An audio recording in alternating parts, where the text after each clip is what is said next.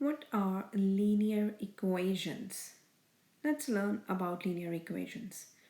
Equations having one variable are called linear equations. So the equations which have only one variable, it could be x, y, z, it could be any or n and m. So equations having one variable are called linear equations, and the equations of the form ax plus b is equals to 0, where a and b are called the coefficients and x is called the variable. So a and b are the coefficients and x is the variable.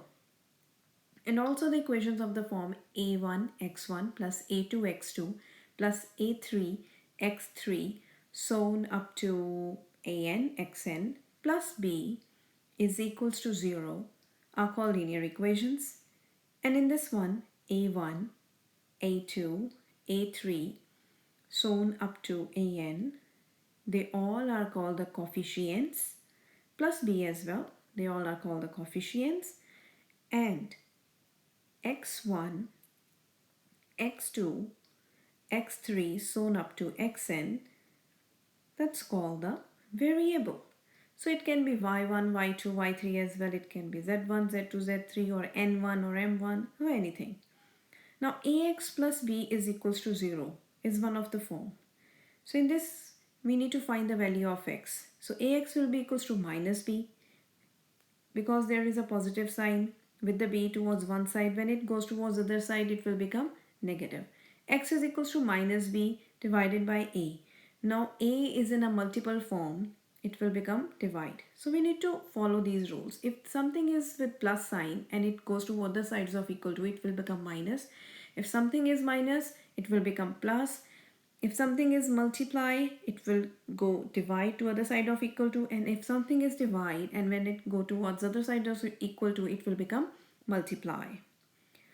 Now let's learn about the properties, the four properties. There are four properties of linear equations. Let's learn about those four properties. The first property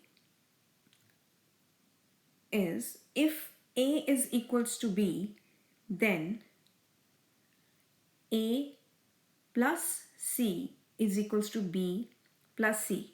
Now c can be taken towards the other side because that's common towards both the sides of equal to.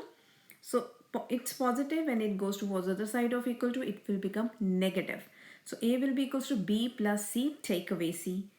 Now we can do plus c and minus c cancel, like plus 1 minus 1 is 0. Similarly for this one, and a will be equals to b, which is the same from where we have started. Now let's do the another property. A take away c.